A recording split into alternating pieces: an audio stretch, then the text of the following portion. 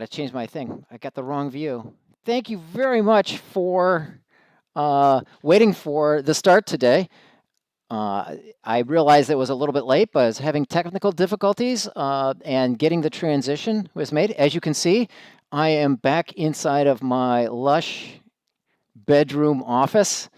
They kicked us out of FIA because of the COVID-19 reason, and we are kind of stuck presenting from the bedroom again. But that's okay. We can do miracles here because we are miracle makers here. But welcome to the lecture today.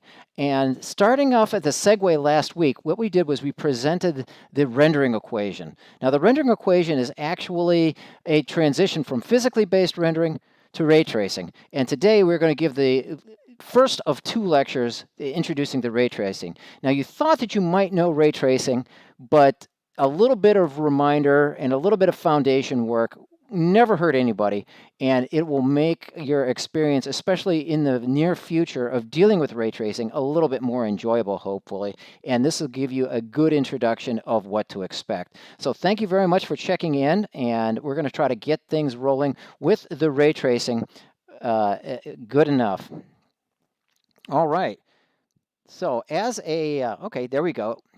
There we have it going. So ray tracing, and ray tracing for the last 30 some years has been the elusive goal of computer graphics, and it is simple enough to be put on a business card. You can actually look online and you can get the business card ray tracer, and you can actually go and implement it yourself.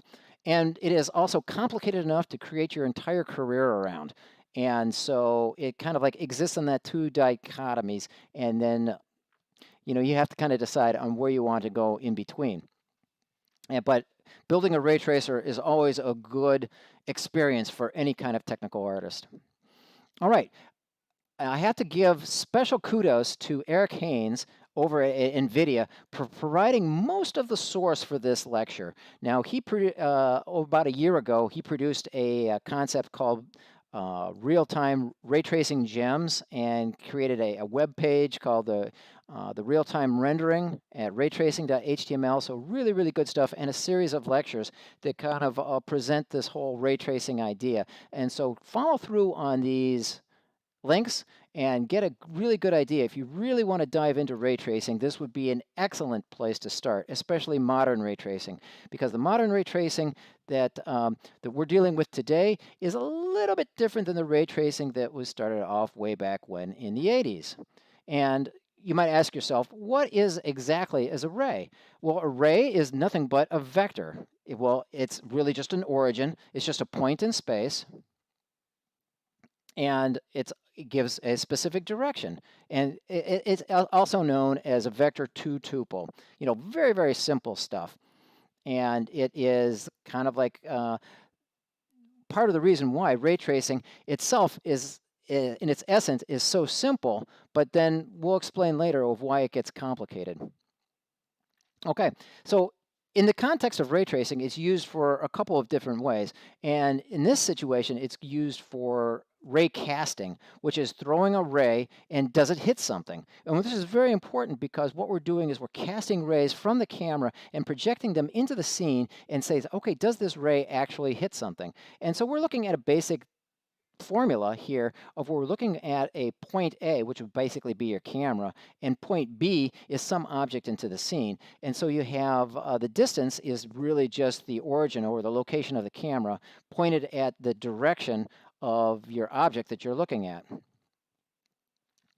Okay, now it's also good for understanding two different objects and understanding the proximity of two different objects. Like, for example, if you're wondering if object B is in shadow or is occluding object C in the scene and so forth. And so really all you do is you just take the vector between object B and then subtract it from object A, and then you understand whether the relative proximity between them, and you can use that information to help measure distances and measure relative location of objects in front of each other, which we'll get into is really one of the key benefits of working with ray tracing. Okay, now ray tracing takes advantage of the fact that you've got the camera and then you're basically throwing out a ray from the camera and then sending that ray from the camera into every single pixel into the scene. And then from that ray runs out and it goes out and looks for something to hit into the scene. Now, it could hit an object into the scene. It could hit a location that is in shadow. It could hit a position that is in light. It's really hard to tell. But for every single pixel on the scene, there's just one ray that shoots out and kind of explores or samples what should we color this pixel. And this is one of the reasons why ray tracing is so awesome, and it can be done in parallel because every single thread can be devoted to just rendering just one pixel. Really cool stuff. Okay, so this is the classic ray tracing algorithm that started off in the 80s. Well, in fact, Turner Whitted created it in 1980, and it's a recursive algorithm, kind of calls itself, and that basically it shoots a ray from the camera through the pixel, and every time that ray hits an object, it casts 3 additional rays. It first casts a shadow ray, then it casts a reflection ray, and then it casts a refraction ray. And then, once those rays have figured out what other objects they have, and it comes back with color information, then the color information from all 3 of those rays go in and it computes how much light that pixel is actually generating. And so it looks a little bit like this. So you have your camera, it's going to go ahead and it's going to hit maybe a transparent sphere.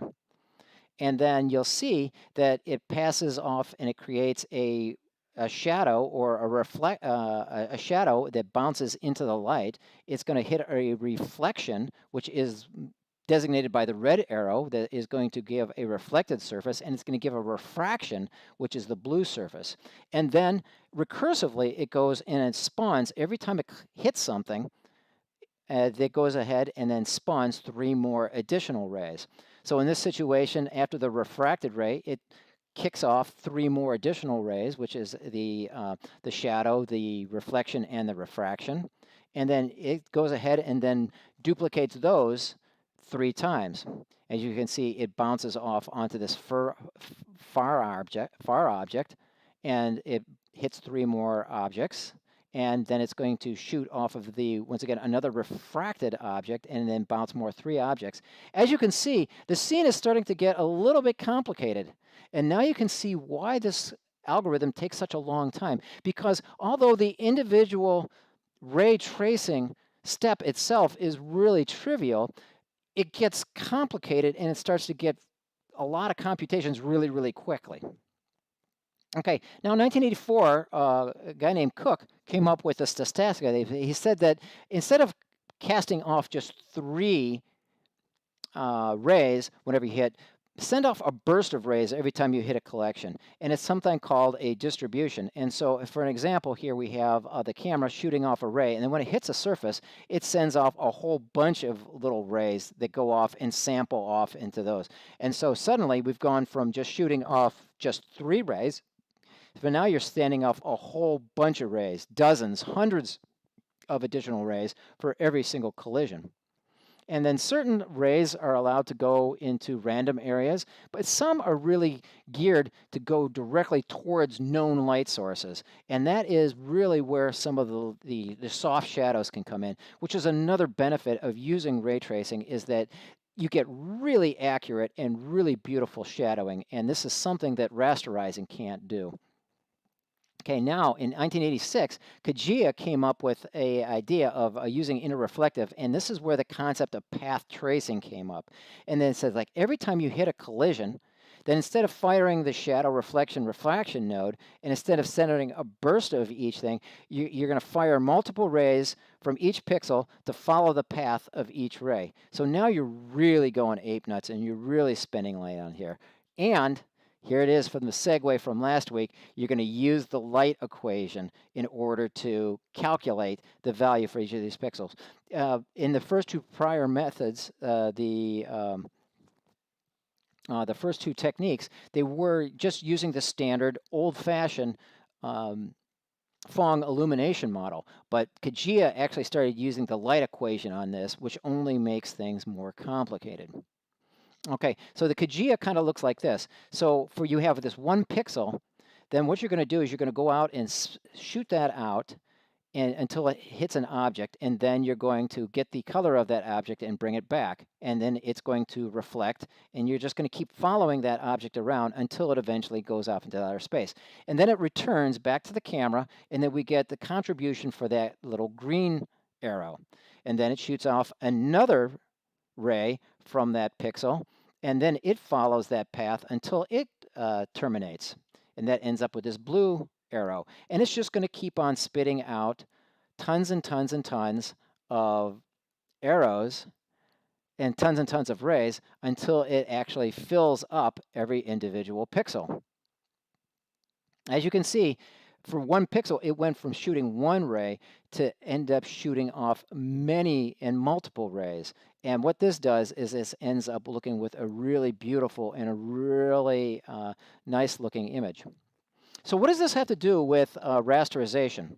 And so the big difference between this and rasterization is that the rasterization considers all of the objects in the scene, and then the depth of all of the objects, which is kept in what's called a scanline Z buffer, is then considered, and then the depth of those objects is used in order to figure out where the objects are actually applying to it when they actually color in the pixel. So it goes ahead and it does all of the pixels, but it first scans all of the objects in the scene and then puts them into a big old scanline Z buffer. Now, this is what you're typically seeing when you look at Unity or UE4 or any time a real-time engine. This is the actual algorithm that it's using in order to control the depth and control the ordering at which you see multiple objects. And so here's an example of what the rasterization loop looks like. Okay, you've got three objects. You've got a green object, a green triangle in front of a red inside of a blue triangle. So what the algorithm does first is it gets the furthest object, and it considers all of the pixels that this red triangle actually consumes. Now for this situation, we're just going to assume that the major part of the pixel is obscured by the triangle, and that's going to be written in. And so what we're going to end up with is a coverage of the rasterization that looks a little bit like this for the first triangle. Then it takes the next one that is in front of that, and then it's going to consider the depth of that, and then it's going to color in all of the locations that are where the green is. And so you see that the green triangle now is consumed over that. But because the red triangle is behind the green is actually occluding the red triangle. And now we have the blue, which is in front of everything. Now the rasterizer considers all of the pixels that are in the blue, but because the blue is the furthest behind, it's going to put that into the furthest distance.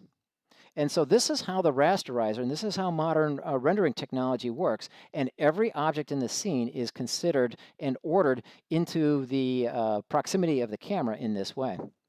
Now, ray tracing kind of does the exact opposite. Now, it shoots off rays from the camera into every pixel, and then the rays kind of figure out what all the objects that it hits.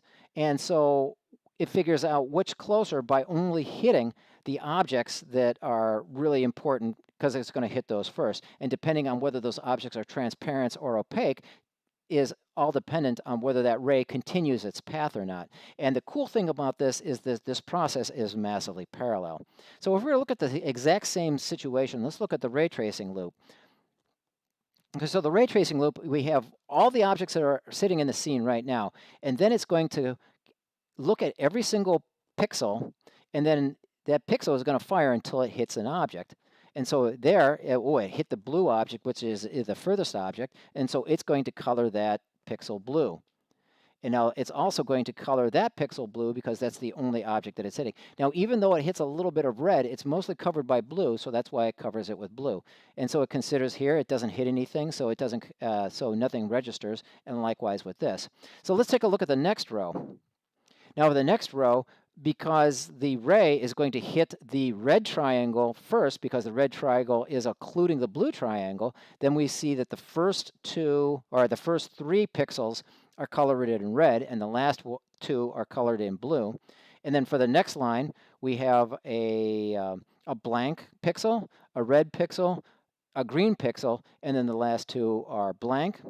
And then we're going to continue down the line with mostly green pixels because the green is the one closest to the camera. And then finally with the last one just as well. And so what you see is we end up with the exact same image that we created rasterizing, but we created that with two different processes. And the two different processes have their pros and their cons. Okay, and the con of the ray tracing is that it is slow, and that's because there's tons and tons of these rays being fed. So if you take into consideration the number of pixels in this object, and then the number of objects in the scene. Now remember, these objects are not actually just single solid objects, they're actually streams of literally thousands of polygons. And so if you have the number of objects in the scene, and P is the number of pixels, then just identifying which objects the ray hits, you have an order. Okay, for you computer scientists out there, this is a big O, order of P times N. Now this is a big number. And so this is like scary because when computer scientists see something like P times N, they're going, uh-oh, this is on the order of something called X to the third power, or X cubed. Now this means this is a really slow algorithm, and it's something to be avoided if at all costs. So it is super expensive. So just to put proximity into something like this, so if you had an example of P and N, let's just say that there are 2,000 pixels and 2,000 triangles on the scene, that means that you have 8 million loops. For just 2,000 pixels and 2,000 triangles, you have 8. Is that 8 million? No, that's 8 billion loops. Okay, 8 billion loops are going to be what you're dealing with. So this is going to be really slow. Okay, part of the solution is something called BVH, which is bounding volume hierarchies, which is part of the new technology of this. And so what it's doing is that instead of just waiting and then parsing the scene real time on the fly, all the objects are pre-parsed into a BSP tree. And on all the objects in the scene, they're all put within bounding circles, where groups of nearby circles are bound with each other until we get larger and larger and larger until we see one big circle covering everything. And then when your ray is descending down the ray tracing or the BSP tree, then it just kind of descends the tree and keeps going into circles and then follows the circle until it actually hits just one final polygon. And so this makes things much, much faster into this. In fact, it creates a situation of where this is a big O of log n. And for you computer scientists out there, you might recognize, hey, that's pretty cool. Big O of log n means that we're faster than linear. So that's really cool. But there are limitations to this, of course, and you don't get any free lunches. But here's an example of how this BVH tree actually works. So all the objects are going to be parsed into the tree and then replaced by bounding circles. And then the groups of the nearby circles are placed into larger circles. And here's an example of a scene where the circles are broken up here. If you'll notice here, this orange triangle and this blue triangle each have their own circle around it, and then a larger circle contains those two. Their nearby neighbor, which is this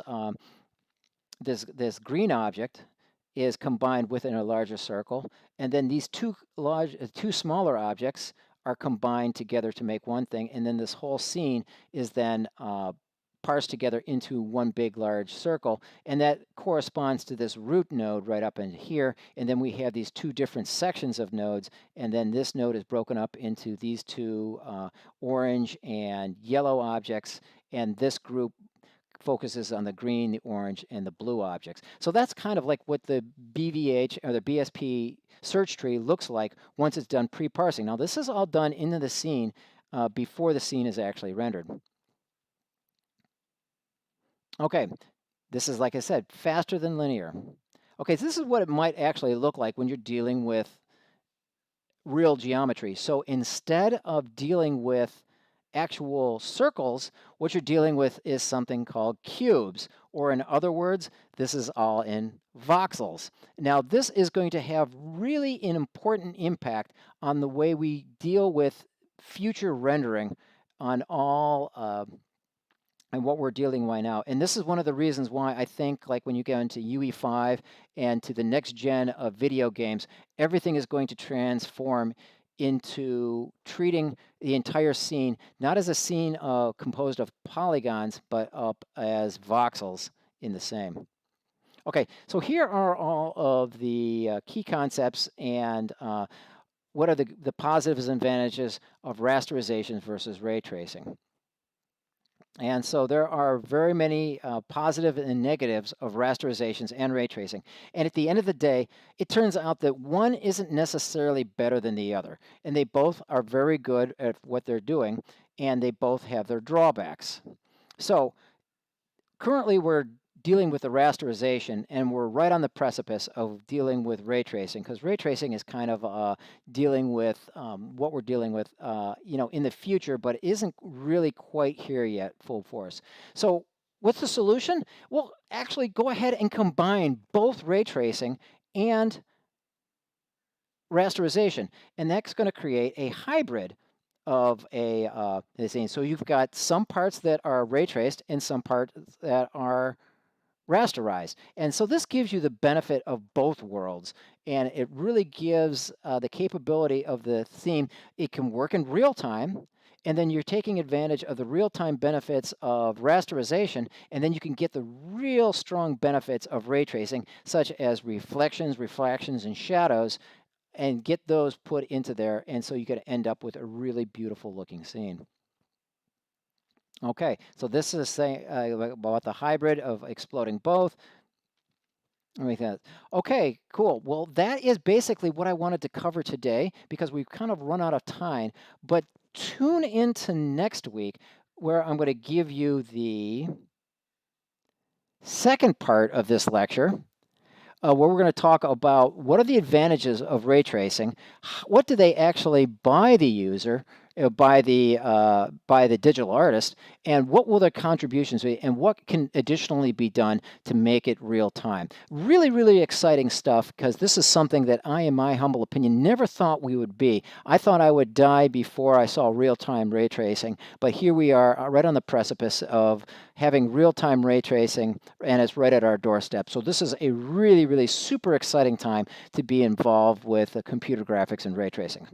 So if you really like what you saw, go ahead today and subscribe to this channel. Check me out on YouTube. And if you want to check out more, check out the techartedu.com website. You can find all the details of the most up-to-date situations and our broadcasts. And check me out on Facebook. That's Chris Rhoda, and you can see me there. And likewise, I believe there's TechArtEDU on Facebook. And if you want, check us out on LinkedIn, where there's Chris Rhoda and the TechArtEDU LinkedIn page. So thank you very much for coming today. I look forward to seeing you all again next week, where we will deal with part 2 of ray tracing. Thanks a lot, and I'll see you next week.